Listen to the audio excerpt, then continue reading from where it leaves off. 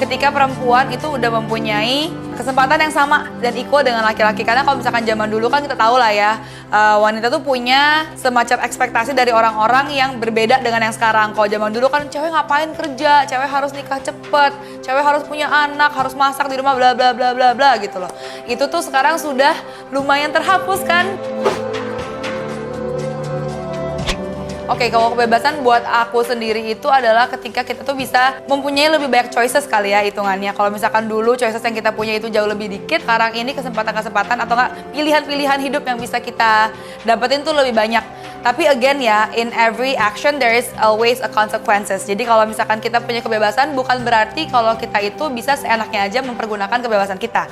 Jadi alangkah baiknya kalau misalkan kita dikasih kebebasan harus ada tanggung jawabnya. Oke, mungkin untuk Gen Z kali ya, karena aku tuh kan generasi hitungannya milenial ya. Jadi zaman dulu tuh dari tahun 90-an ke 2000, beneran literally milenial, dari yang masih belum ada gadget hebat gitu kan, sampai yang akhirnya sekarang udah jadi tech savvy. Jadi yang paling aku pengen kasih tau kalian adalah di hidup ini sebenarnya tuh nggak ada yang instan. Emang sekarang ini mungkin kesannya kayak gampang banget ya, karena dengan kayak adanya aplikasi online dan juga kayak ada e-commerce, everything seems so instant. Sedangkan zaman dulu tuh sebenarnya enggak gitu kan. Jadi jangan sampai karena kita tuh terlena dengan segala macam itu yang namanya keinstanan itu, kalian tuh jadi males. Ngerti gak sih? Kayak jadi gak sabaran, jadi males, gak mau berusaha lebih kuat lagi. Again, dan juga karena social media sekarang ini di mana-mana, dan social media itu adalah part of our life. Especially after the pandemic yang sadly membuat kita jadi kayak di rumah aja, atau mungkin gak bisa kemana-mana, ujungnya ngeliatin social media doang. To be honest, yang kalian follow itu adalah apa? Orang-orang yang sebenarnya emang in a way udah sukses, ngerti gak sih? Kalau misalkan, mungkin gak kalian misalkan tiba-tiba ketemu nih sama akun manapun gitu, nggak mungkin sembarangan kalian follow kan. Kalian pilih orang-orang yang udah sukses, dimana kalian nggak tahu sebelum mereka sukses itu perjuangannya sebanyak apa. Jadi jangan sampai semua yang kalian lihat di sosial media itu menjadi salah satu ekspektasi hidup kalian. Kayak, gue harus kayak gini. Nggak bisa kayak gitu, karena everybody has different paths gitu loh. Kalian harus bersyukur aja dengan apa yang kalian punya. Pergunakan yang kalian apa punya. Kalau misalkan kalian pengen jadiin orang-orang tersebut jadi motivasi, boleh. Tapi bukan berarti kayak belak-belakan, oke, pokoknya gue harus kayak dia. Di umur segini gue harus punya duit berapa M. Nggak semuanya kayak gitu. Kerja bun kalau mau gitu.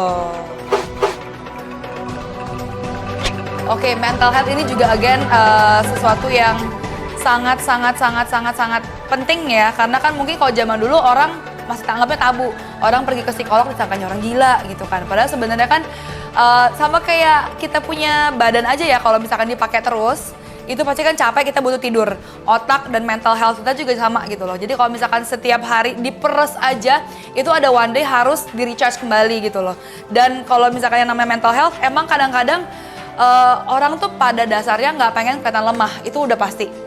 Cuman sometimes we just have to let go.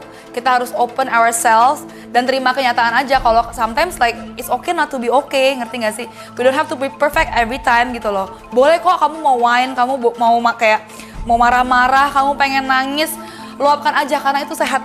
Justru kalau misalnya kalian kayak ditutup terus, disimpan sendiri, itu ntar ujung-ujungnya jadi busuk dan ujung-ujungnya malah kena ke yang lain-lain. Nggak cuma mentally tapi bisa physically juga loh. Jadi please kalau misalkan kalian ngerasa oh I'm not okay, talk to someone. Yes, to be honest I'm feeling blessed banget.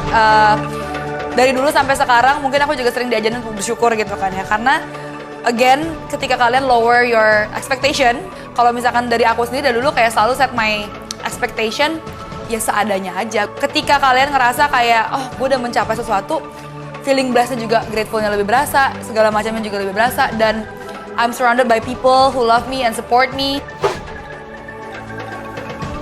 Again, balik lagi ke yang kayak the more I get, the more I give. Aku pengen banget one day free will, aku pengen duit yang ngejar aku. Jadi duit nih udah kejar aku nih. Habis itu aku kayak bagiin ke orang-orang di sekitar aku. Jadi aku pengen tuh semua orang di sekitar aku, dari siblings, dari keluarga ya. Keluarga dulu yang terdekat, bersedekah ke A, B, C, D, E, donasi ke A, B, C, D, E. Tapi lupa kadang-kadang orang yang paling dekat sama kita tuh justru yang paling membutuhkan gitu loh. Jadi dari yang dekat dulu, nanti makin lama makin luas, biar semua orang bisa dapetin berkatnya juga. Itu sebenarnya yang pengen banget one day kayak semua yang aku kenal sama aku kayak pernah ngerasain berkat dari aku.